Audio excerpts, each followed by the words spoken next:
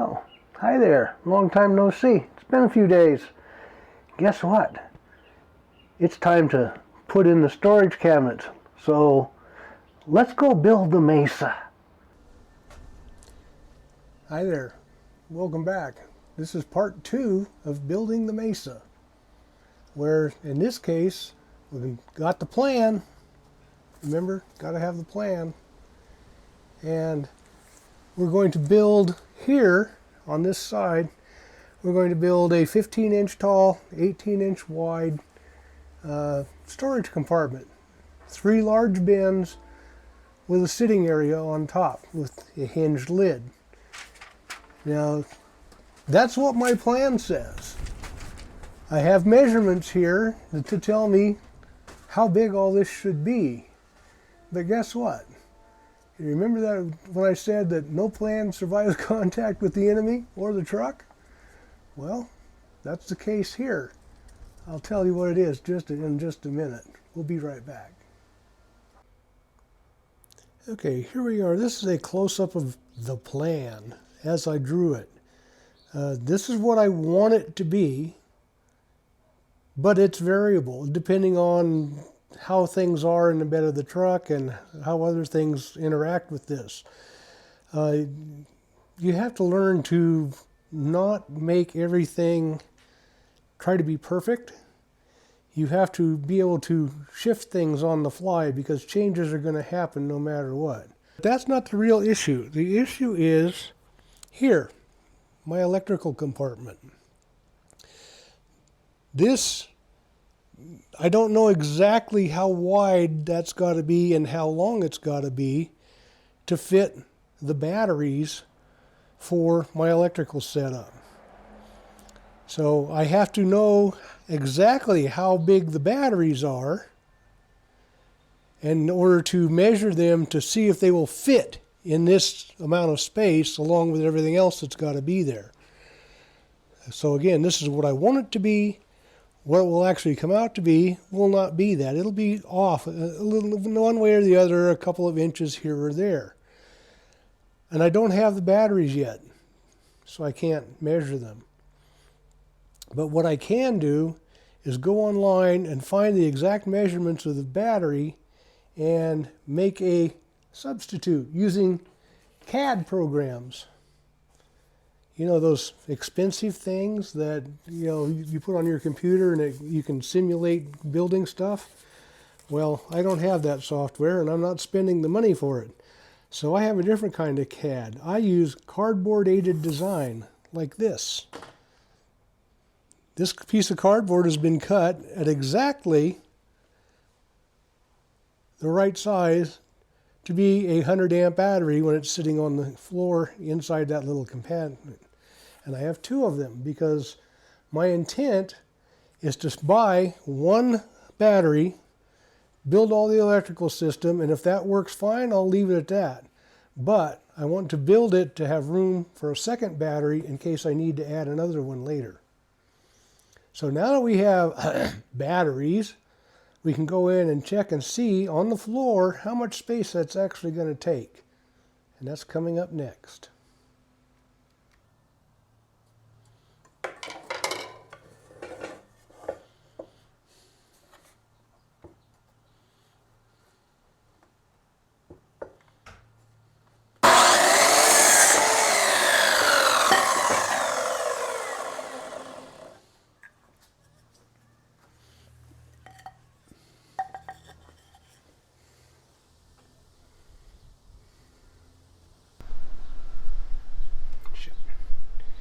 Here in the end, we're going to get our electrical compartment, and will my 2 batteries fit in there? That's the good question. So, if I can do this with my other hand,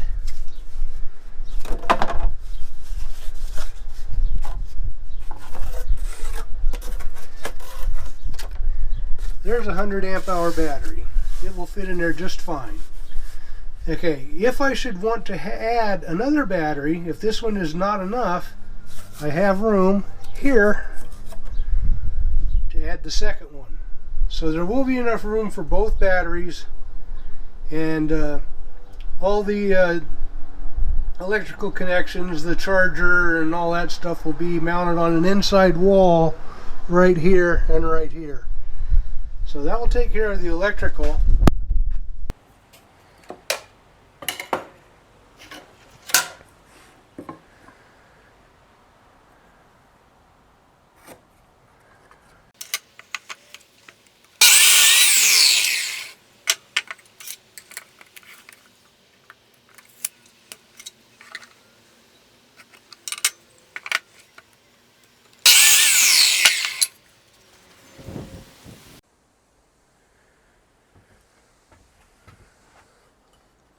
Nothing is ever as easy as it looks.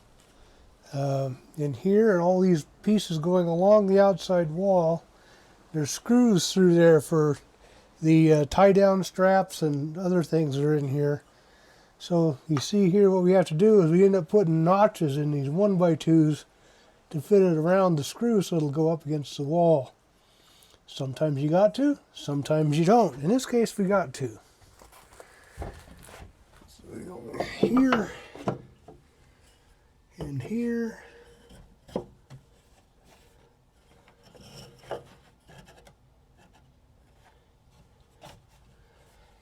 How about that? It fits. Not sure the camera can pick it up, but if you look here, there's a number 3 and a number 3 and a couple of arrows. Every joint on here that is done has had an arrow on it to know where it matches up.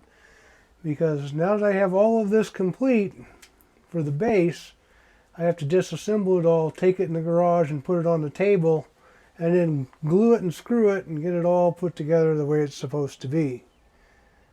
So that's the next step. Okay, I have taken all the pieces that have already been cut and fitted in there and marked with numbers of where they all go together, and kind of like playing with Tinker Toys, we're going to set them all out here on this bench and glue them and screw them together to make sure that they don't come apart. When this whole base is done, I need to put risers on it, 11 inches at all the junction points, so that I can set the whole thing back in there and put the top layer on it and make the entire thing 14 inches tall. So I'm not going to bore you with standing here gluing and drilling and screwing stuff together. I'm just going to do it the easy way, and with a snap of the fingers, we'll go to high speed and get this done quick. You ready? 1, 2, 3.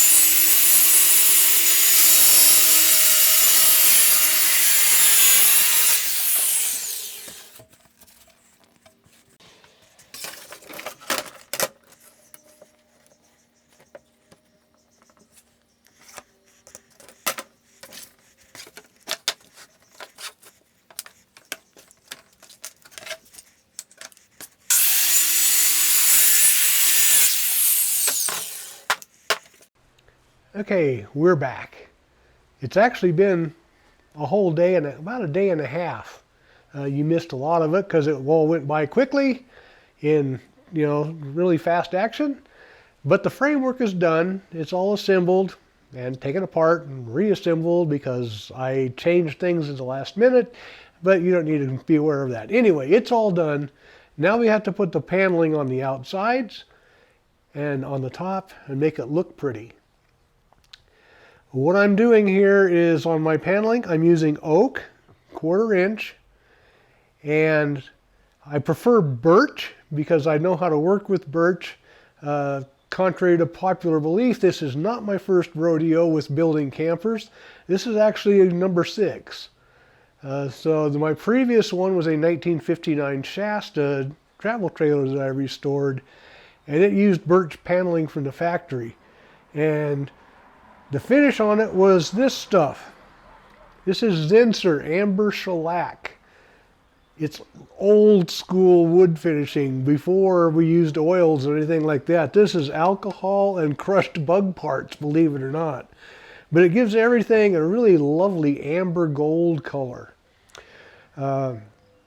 So I couldn't get birch because there was none available, so I had to settle for oak. It looks about the same, so the finish should be about the same.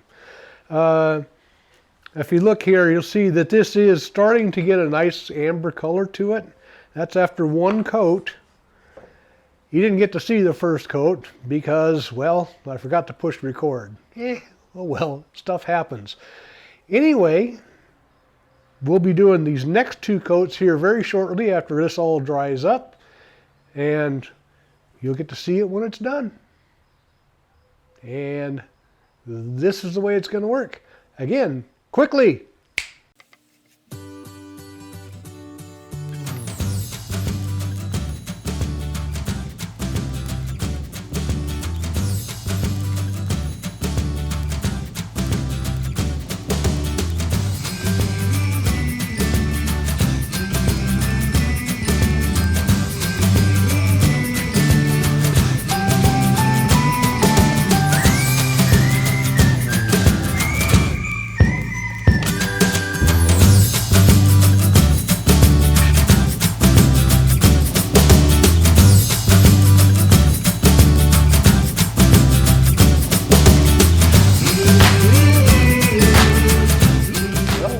Have 3 coats of shellac done, and to try to give you an idea of what 3 coats of shellac will do for this.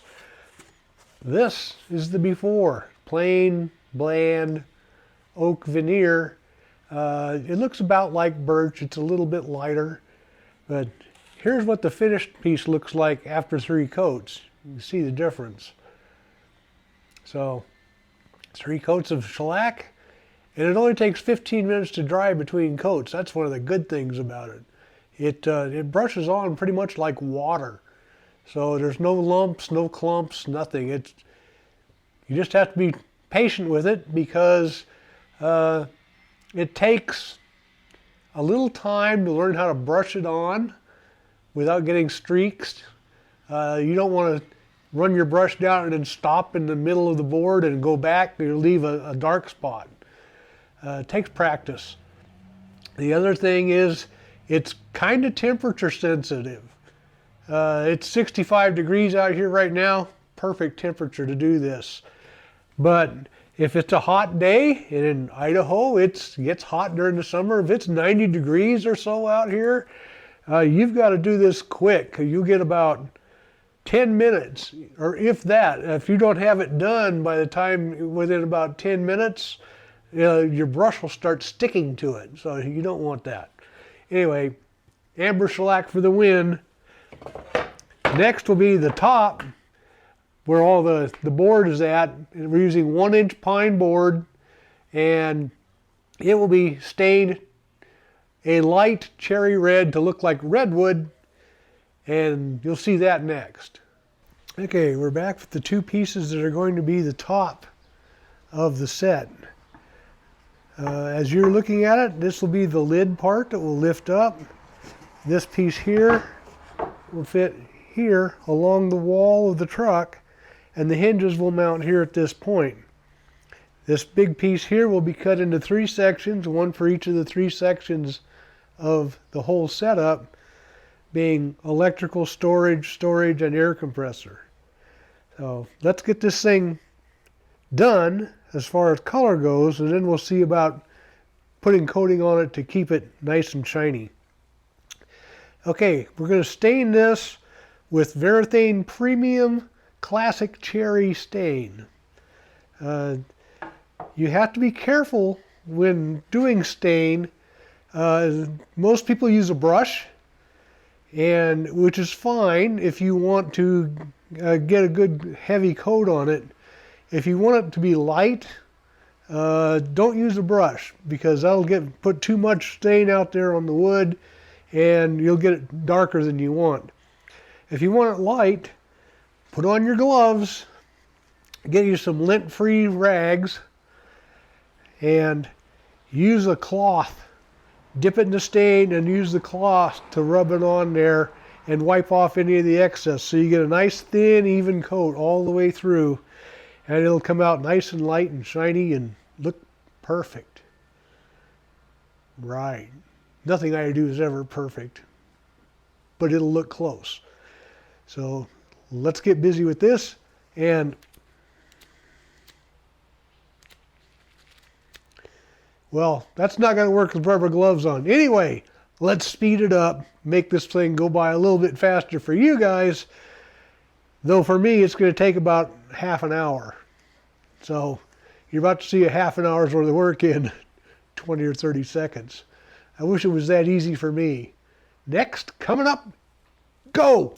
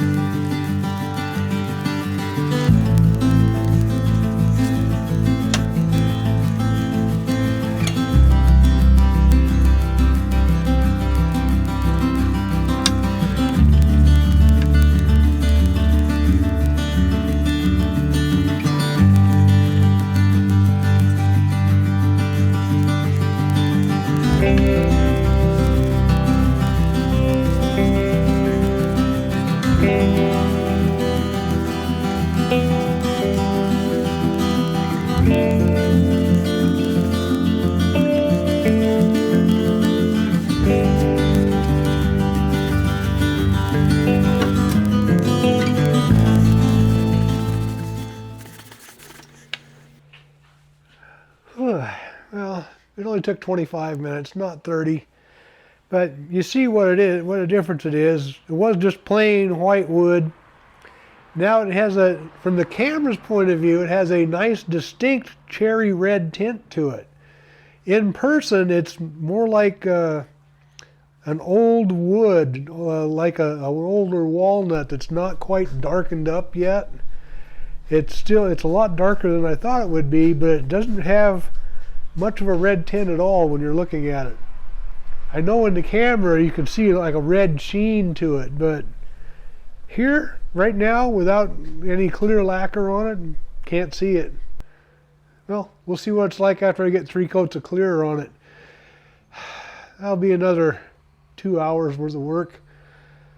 15 minutes to get it on, 45 minutes to let it dry, and then go on to the next one.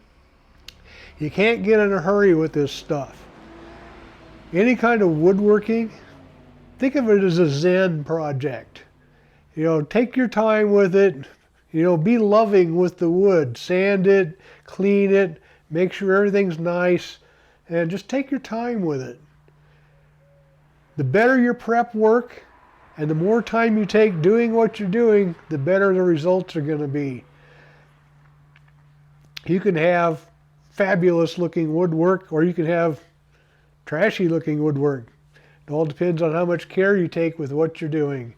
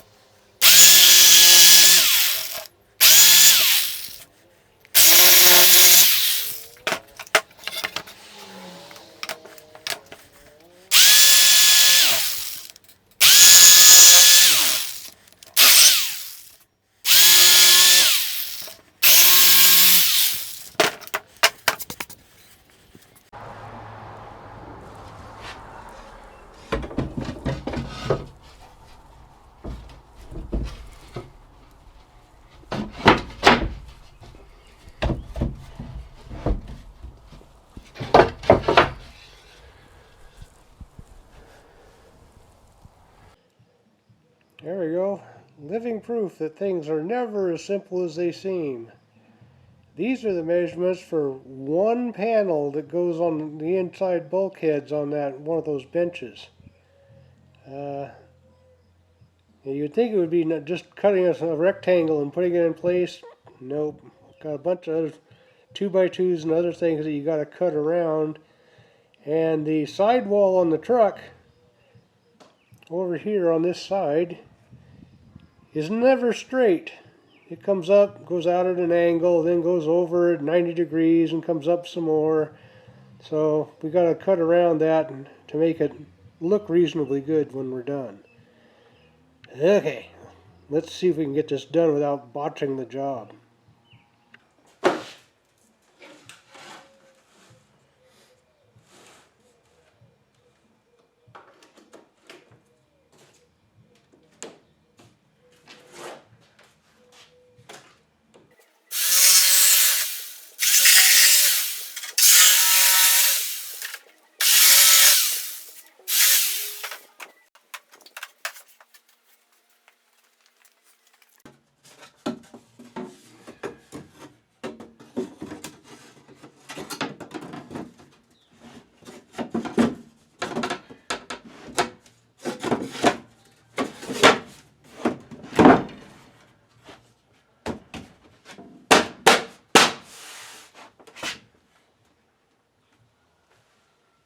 Beautiful.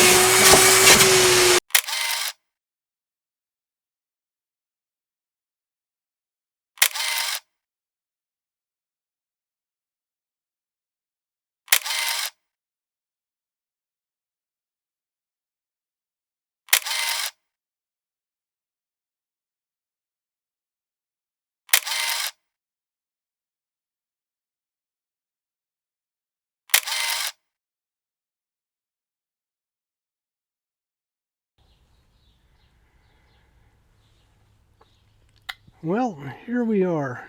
It's done. Total time on this took me about 45 hours.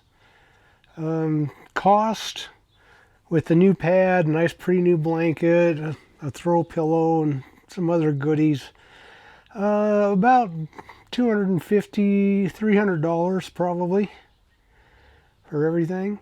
That, along with the floor, makes our total expenses so far for this build about $350. Not that much at today's prices. By golly, going shopping for wood is a heart attack experience anymore. It's pretty expensive. But enough whining about that. The next thing we're going to do is electrical. Basic temporary electrical system so I can get some lights in here, because this place is just downright dark. Topo Toppers, you guys make good stuff. I'm telling you right now, this material on the tent blackout material so it stays dark when you wake up early in the morning and you don't get woke up by the light. This stuff is really dark and I like it. I like to sleep late sometimes. Okay, coming up next will be electrical. So maybe the lights, somebody will leave the lights on. That would be good. Coming up next.